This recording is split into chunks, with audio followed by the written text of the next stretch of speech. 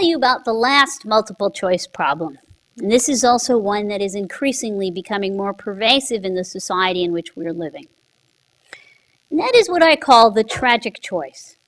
Many of us these days have parents that we watch deteriorate health-wise, other loved ones that experience tragic health problems such as cancer. And we have to make very difficult or tragic choices for them. Now imagine you're in a situation where you actually have to assign value to something that you would normally regard as priceless. So, let me tell you the story of the Drapers. Susan and Daniel Drapers were a couple that lived in the Chicago area. They were expecting a child. On the night of Susan Draper's labor, she went to the hospital after her water broke, and unfortunately her child was born with a brain hemorrhage and suffered severe neurological damage. The child was put on a ventilator machine for a few months, but after a while the doctors gave the Drapers a difficult decision.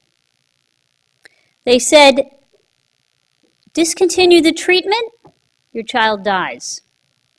Continue the treatment, 40% chance that your child will die in a matter of hours or a few days, 60% probability that your child will never be able to speak, walk, or interact with other people.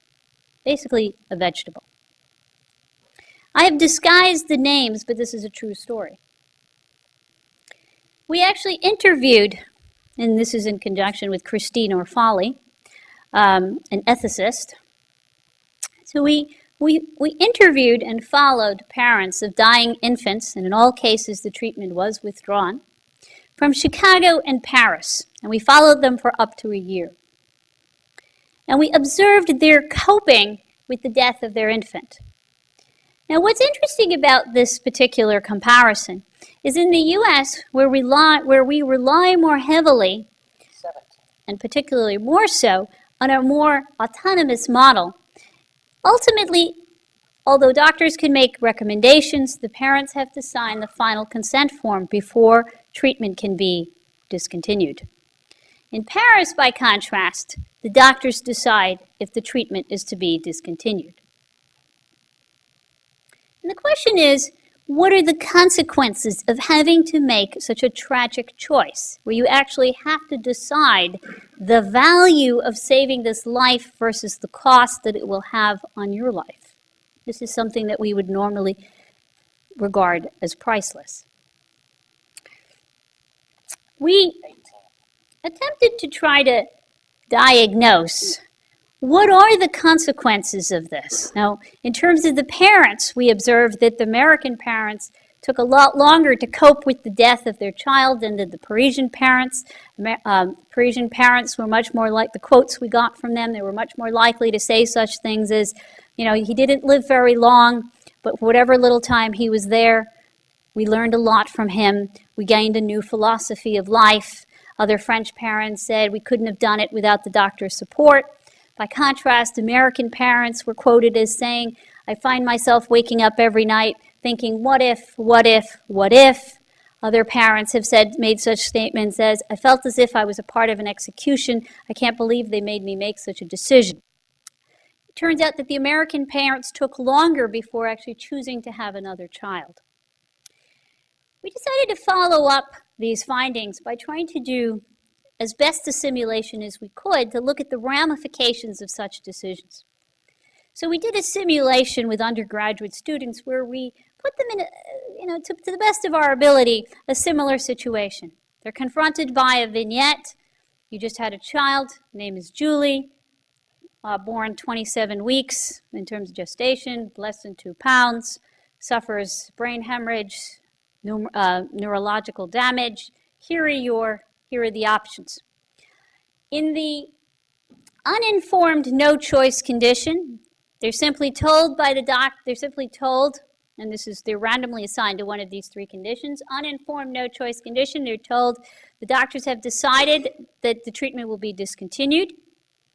In the informed choice condition, they're told, here are your two choices. Again, discontinue or continue, similar probabilities to the Drapers. In the informed no choice, they're given the two choices, but then told that the doctor has decided that it's in the best interest that treatment be discontinued. Okay, just about done. Turned out that the informed non-choosers were better off in terms of the amount of negative emotion that they reported experiencing or feeling after reading this vignette and deciding, as compared to the informed choosers or the uninformed non-choosers. Now, of course, we live in a society in which choice is so heavily valued, a very lawsuit-oriented culture. Is it really practicable for us to completely remove? Now, what's interesting about this last variation is that it suggests that there may be ways to preserve people's feeling that they chose, while at the same time taking away the burden of having to make such a tragic choice. 21. So, in thinking about the three types of multiple choice problems, and clearly we're still trying to learn more and more about the ramifications of offering people different types of, offering people more choices, more domains in which they have to make a choice, what's important to think about both as individuals and as academics that come together to try to think about policies is, what are ways in which we can make it easier for ourselves to make decisions? What are things we should think about trying to create in terms of policies to make it more feasible for people to be able to choose more wisely for themselves as the choice problem becomes more complicated? Thank you.